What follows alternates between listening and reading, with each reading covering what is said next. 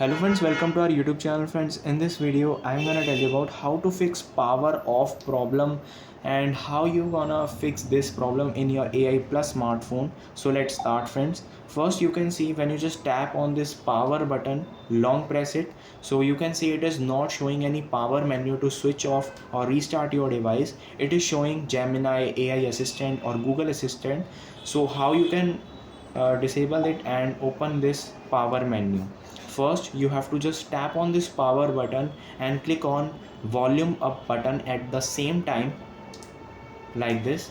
So it will open your power menu. By doing that you can just slide up to restart and slide down to power off your smartphone very easily and very quickly. And there is another way you can use this shortcut.